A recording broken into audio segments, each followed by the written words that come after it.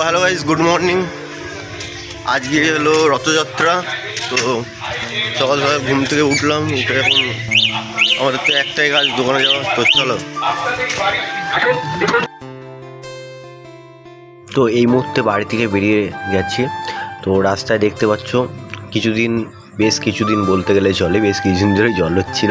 তো রাস্তায় অনেকটা জল জমেছিল। এটা একটা আমাদের বারোয়ারি আছে, তো বারোয়ারির পাশ দিয়ে রাস্তা, এখান দিয়ে আমরা চলে যাচ্ছিলাম বাজারের উদ্দেশ্যে। তো তোমরা সবাই জানো যে বাজারে যেহেতু দোকান আছে, তো প্রতিদিনের কর্তব্য প্রতিদিনই পালন করতে হয়। তো দোকানেই যাচ্ছি এখন। তো চলো।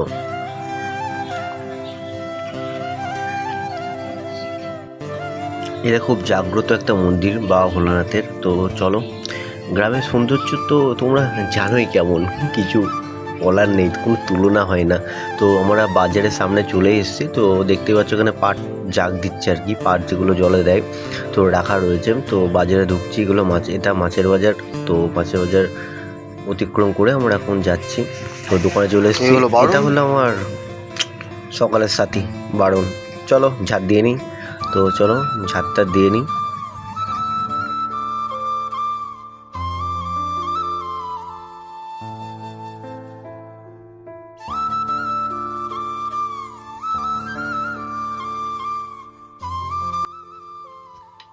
তো এখন ঠাকুরের বাসনগুলো পরিষ্কার করা হবে। তো ঠাকুরের বাসনগুলো মেজে নিই, তারপরে পরিষ্কার করতে হবে। ইতিমধ্যে একটা মামা বসে আছে। তো উনি স্কুল মাস্টার, তো ছুটি ছিল যেহেতু রথযাত্রা ছিল। তো উনির সাথে একটু কথা বলছিলাম।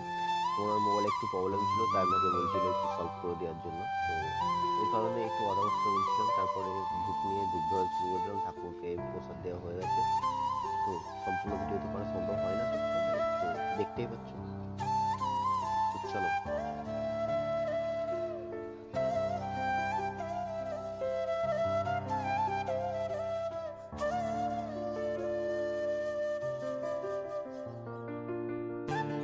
তো চলো বন্ধুরা, এবারে ঠাকুরকে ধূপটা দেখিয়ে নিই। চারিদিকে ধূপটা দিয়ে দিই দোকানের। তো দেখতে পাচ্ছ এখন সব কিছু ধূপ দিয়ে নিলাম। তো চলো ধূপটা দিয়ে নিয়ে তারপরে বসবো, তারপরে তোমার সাথে কথা হবে। তো ইতিমধ্যে ফোন আসছে অভিজিতের, ডাকছে বারবার। তো আমি ওখানে চলে এলাম, অনেকটা পরে এলাম, 10 মিনিট পরে এলাম। খাওয়া দাওয়ার জন্য ডাকছিল। তো অভিজিৎ কি এনেছিল সেটা তোমরা দেখো।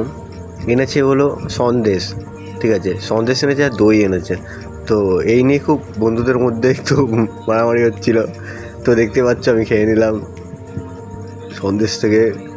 কি বলবো, একটু আড্ডা ইয়ার্কি মেরে নিয়ে অভিজিৎ দই ভাগ করছিল, বলছে সবাইকে একভাবে ভাগ করে দেবো। তো দেখতে পাচ্ছ দইটা এখন ভাগ করা চলছে। তো চলো দইটা ভাগ করে দিচ্ছে অভিজিৎ, এখন দেখি কী করে। দইটা মেরে দিলাম, ঠান্ডা কুলকুল। তো তারপরে আর কোনো ভিডিও করা হয়নি, কেন কি টাইম পাইনি, দোকানে ভিড় ছিল। তো বিকালে যখন আসলাম দোকানে, তখন দেখলাম মেলা বসে গেছে। তো এটা হলো বাগমারা স্কুল, মানে বইগাছি বাগমারা হাই স্কুল। তো বইগাছি বাগমারা হাই স্কুলের এই মুহূর্তে আমি মাঠে রয়েছি। তো দেখতে পাচ্ছ মাঠে অনেক বড় মেলা, বেশ ভালো। তো সত্যি কথা বলতে একদমই টাইম পাইনি আমি দোকান থেকে বেরোনোর। আমি যখন পাঁপড়টা খাচ্ছিলাম, এই মুহূর্তে দিয়ে পাঁপড় খাচ্ছি, আমি যেটা খাচ্ছিলাম 8:30টার সময়, একদম টাইম পাইনি বেরোনোর যে আমি তোমাদেরকে মেলাটা দেখাবো বা কোনো কিছু। তো তোমরা দেখো, হয়তো কিছু দেখতে পাবে।